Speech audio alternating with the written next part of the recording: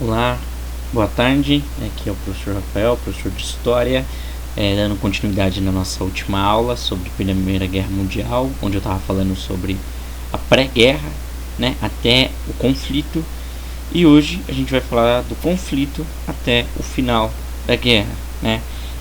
Essas aulas não têm o intuito de ser uma coisa profissional, de virar um canal de aulas online. Na verdade, ele só está existindo por conta da pandemia, já que dar aula em sala de aula é muito melhor do que ficar em casa gravando, né? Porque aqui não tem interação de vocês, né? A aula destinada aos alunos do nono ano.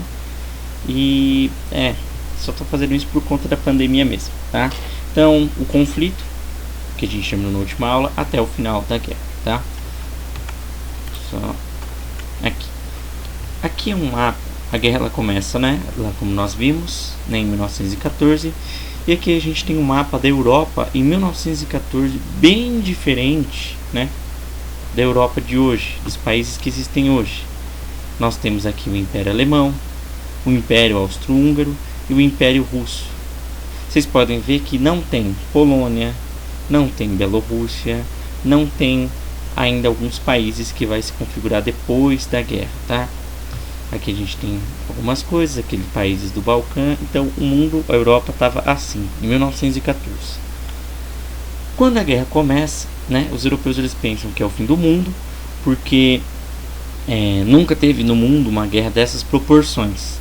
As guerras que tiveram antes, elas sempre foram locais, né, ou só europeias, ou só em alguns pontos, ou só de alguns países, mas nunca chegou a envolver o mundo dessa maneira, né?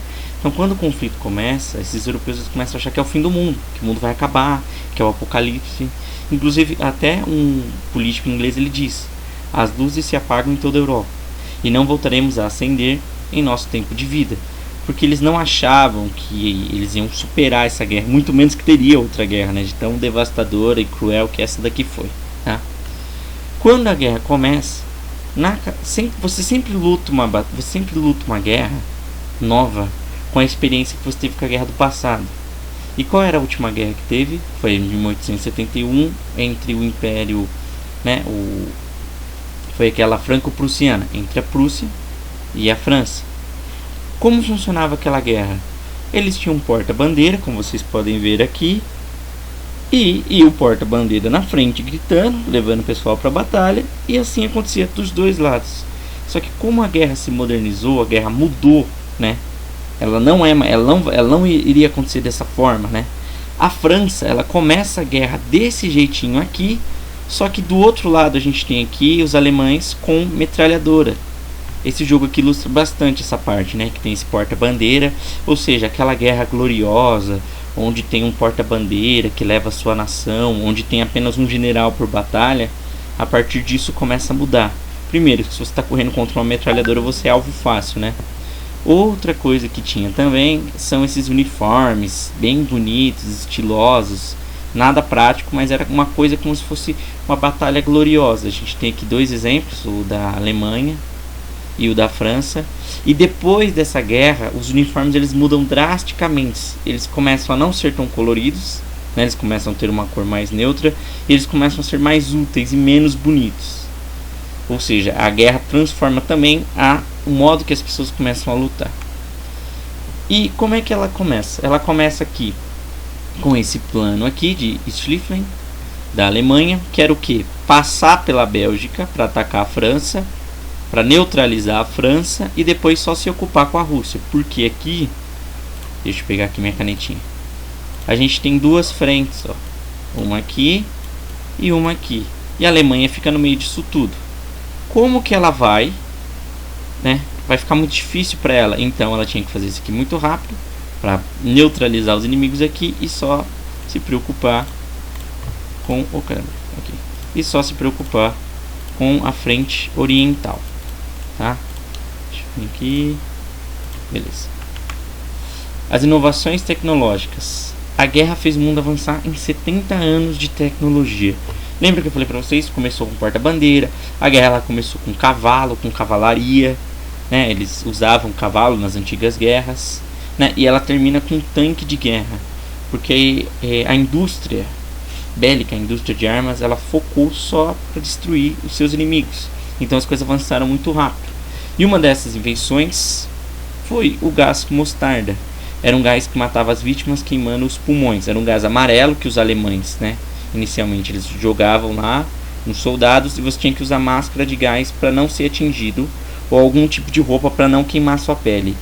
Muitos soldados não tinham máscara de gás, então o que eles descobriram? Que se você urinar num pano, fizer xixi num pano e colocar na sua cara, serve de máscara, porque a urina tem uma substância que neutraliza esse gás, neutraliza o que esse gás vai fazer com você. Olha a situação que o soldado se colocou. Para não perder a sua vida, ele está urinando num pano e colocando na cara, para tentar sobreviver. E a gente falou daquele plano alemão que era os avanços, ela estava avançando para os países. Só que chega uma época que a guerra ela entra na guerra de trincheiras. O que é a trincheira? Imagina um buraco no chão, onde as pessoas ficam, igual dessa foto aqui. Ele era úmido, cheio de lama, rato, piolho. O rato acordava os soldados, porque assim, as trincheiras elas ficavam próximas do seu inimigo e não tinha mobilidade nenhuma. Então você ficava ali na trincheira, esperando uma ordem de ataque ou esperando uma ordem de recuar. Só que você estava muito próximo do seu inimigo, certo?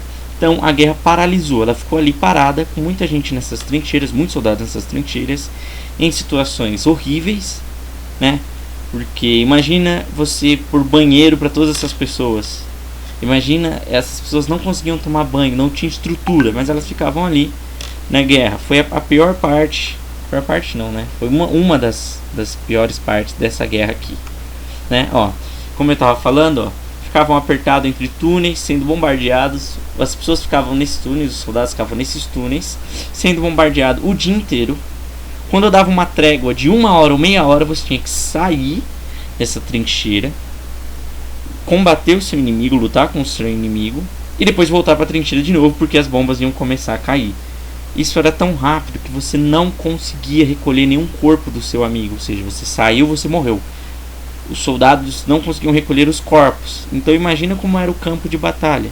Tanto é que eles chamavam de terra de ninguém, porque era um campo totalmente destruído, cheio de lama e cheio de corpos espalhados por esse campo das pessoas que eles não conseguiam recolher. E a guerra ficou travada, assim, parada assim, por muito tempo. Isso na frente ocidental, A gente está falando da França e da Alemanha aqui. Já que as trincheiras pararam os avanços, o único jeito de você conseguir fazer alguma coisa seria pelo mar ou pelo ar. Só que inicialmente na guerra os aviões eles foram usados para reconhecimento, depois foi usado para algumas batalhas e depois para bombardear. O que acontecia no mar, Vamos voltar no mapa lá para vocês entenderem. Aqui fica a Inglaterra e aqui fica o Império Alemão. A Inglaterra colocou um bloqueio aqui, onde qualquer suprimento não conseguia chegar no Império Alemão pelo mar. Ou, com o uso de submarinos, que também foi inventado nessa guerra, eles destruíam os navios que traziam suprimentos para o Império Alemão. E isso começou a prejudicar as tropas alemãs. Começou a enfraquecer o Império. Vamos voltar lá. A guerra a caminho do fim, Na frente oriental, quando a gente fala oriental, é só vocês lembrar Rússia, China, essas coisas, a Alemanha estava ganhando muito fácil, porque a Rússia ela era gigantesca, tinha muita gente, mas não tinha equipamento adequado, não tinha arma, não tinha bota, não tinha como dar suprimentos, e ela começou a entrar em colapso. Por quê?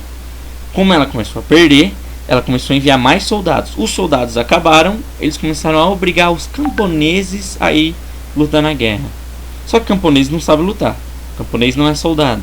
E se você não tem camponês plantando, você não tem comida. Se você não tem comida, você não alimenta os seus soldados nem a sua população. Então a Rússia começa a entrar numa crise muito grave. Ela começa a entrar num problema enorme. Essas tropas de camponeses que eram enviadas para lá não tinham botas, não tinham uniformes. Inclusive tem relato de que um regimento inteiro, pensa, um regimento inteiro, 30 soldados e um comandante, apenas um comandante tinha arma, uma pistola que ele usou para se matar antes que os soldados chegassem. Então, essa situação Não dava mais, o povo da Rússia não aceitou, e em 1917 teve a Revolução Socialista, que tira a Rússia da guerra. Vai ser o nosso próximo tema, né? Revolução Russa vai ser nossa próxima aula.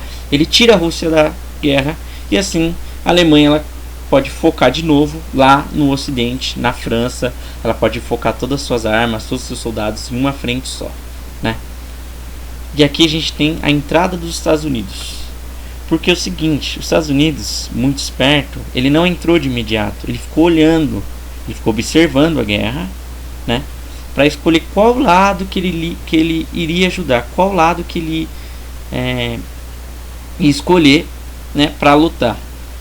O que acontecia? Ele fornecia diversos recursos para a Europa, né? Ele sempre forneceu vários recursos, e ele não queria que a Alemanha tivesse uma indústria muito forte, porque era uma ameaça para ele. Só que ele ainda não tinha um motivo suficiente para entrar. E aí, em abril de 1917, a Alemanha ela ataca esses barcos americanos de suprimentos para tentar impedir que os suprimentos cheguem aos seus inimigos. E aí os Estados Unidos falam: não, isso aqui não vou aceitar isso daqui, agora eu entro na guerra. Agora você imagina, todo mundo lá se destruindo, se explodindo, não tem mais nada na Europa, tudo acabado. Vem os Estados Unidos, que não gastou um soldado sequer, tá tudo bem, tá tudo construído, tem recurso ilimitado, entra na guerra. Ele entra no lado da Rússia, não, a Rússia saiu da guerra, perdão. Ele entra no lado da Inglaterra, da França, do lado ocidental, já era, faz um desequilíbrio de forças. Porque agora você tem um país que tem recurso ilimitado, que tem soldados, acaba de entrar na guerra. Ele manda 1,5 milhão de soldados, né, e faz esse desequilíbrio entre as tropas da Alemanha. E aí a gente tem, em 11 de novembro de 1918, o fim da guerra. Eu peguei isso aqui em um jornal português, né, a derrota da Alemanha, chegou finalmente a hora do triunfo, né, usando o PH como F. E o que acontece quando se ganha uma guerra, né? Quando você ganha uma guerra, você decide o que acontece com quem perde essa guerra, certo? Então, ó, em janeiro de 1919, inicia-se a Conferência de Paris com o objetivo de negociar as bases do acordo de paz. Então eles começam a se reunir para decidir o que vai fazer. E o que acontece depois disso? Pessoal, isso aqui é essencial. Esse Tratado de Versalhes é essencial para entender por que existe Hitler, por que existe nazismo, por que existe a Segunda Guerra Mundial, tá? Esse Tratado de Versalhes aqui é um ponto crucial para o que vai acontecer na Alemanha, que calma, nós vamos estudar, nós vamos chegar lá. O Tratado de... deixa eu ler aqui. O Império Otomano e o Império Austro-Húngaro não existem mais. Lembram que do Império Austro-Húngaro não vai existir mais. A Alemanha vai perder território. E a Rússia, se eu não me engano, acredito que também irá perder territórios. Vamos voltar para lá. O mapa da Europa ele muda, ele se reconfigura. E por não existir mais esses países, quem vai ser o culpado da guerra? Quem é que vai pagar a guerra? A Alemanha. Então, em 1919, a Alemanha perde todas as suas colônias, né, na África, aquilo que a gente viu na partilha da África. Ela é obrigada a devolver a região da Alsácia e Lorena, que é rica em carvão, para a França. Nós falamos sobre isso também da Guerra Franco-Prussiana. Ela tem que diminuir o seu exército para 100 mil homens, não pode ter marinha e não pode ter aeronáutica, além de pagar um preço muito caro mesmo, uma dívida gigantesca, que ela inclusive não consegue pagar. É uma das coisas que faz com que a Alemanha entre em crise depois, a gente vai estudar isso. Ela não consegue pagar essa dívida, porque ela é muito alta. Ela não tem marinha, não tem aeronáutica, e ela não tem mais carvão. Ou seja, a poderosa Alemanha, o poderoso Império Alemão, ele começa a ficar fraco, né? E aqui a paz dos vencedores. Pessoal, perdão, coloquei o slide errado, mas tudo bem, não tem problema não. E aqui o saldo de mortos, né? Saldo de mortes. Essa guerra ela é muito traumática para a Europa. O Brasil não tem nenhum tipo de proximidade, apesar de nós termos sim participado, né? Aqui o Brasil participou enviando uma delegação de médicos, se eu não me engano, né? Ele não participou com soldados, isso foi na Segunda Guerra Mundial. Para a Europa é uma coisa que chega a ser pior até que a Segunda Guerra Mundial, né? Porque ninguém entende por que todo mundo começou a se matar, né? A Segunda Guerra Mundial tem um vilão, né? Primeira Guerra Mundial não, todo mundo começou a se bater, sabe-se lá Deus por quê, né? Aqui a gente tem alguns números, né? A Alemanha perdeu 1.808.000, quase 2 milhões, né, de pessoas. A Rússia, 1.700.000, por aí vai. A coisa foi tão feia que, ó, 20% da população masculina com idade militar, né, da França, eles perderam. E a Inglaterra, né, os britânicos, perderam uma geração de jovens inteira. É como se você e os seus amigos perdessem todos os filhos que vocês vão ter no futuro. Acabou, não existe mais. E os alemães perderam 13% da sua população masculina em idade militar, né? Ela foi uma guerra muito cruel, ela foi uma guerra assim, brutal mesmo, porque o objetivo do país era exterminar o outro. Não era assim, tipo, ó, eu vou vir aqui, eu vou invadir a Alemanha. Não, era tipo assim, acabar, exterminar, tirar a Alemanha da face da terra e por aí vai, para aumentar o seu poder. Aí você pensa, nossa, essa guerra foi horrível, essa guerra foi muito cruel, meu Deus do céu. Então aprendemos, né? Agora é paz, né? Não foi isso que aconteceu, tanto é que nós vamos ter a Segunda Guerra Mundial, que começa aqui, no final da Primeira Guerra Mundial, já começa os movimentos da Segunda Guerra Mundial, tá? Então a gente vai chegar lá. Próxima aula eu vou tentar explicar sobre a Revolução Russa, né? Por que a Rússia saiu da guerra, o que aconteceu dentro da Rússia. Depois eu vou falar para vocês sobre a crise no mundo que teve na década de 20, 30. E aí a gente chega lá na Segunda Guerra Mundial, ascensão do fascismo e coisas. Bom, espero que vocês tenham gostado, espero não ter ido muito rápido. Qualquer dúvida podem chamar lá no grupo do WhatsApp, tá bom? Assistam esses vídeos, por favor.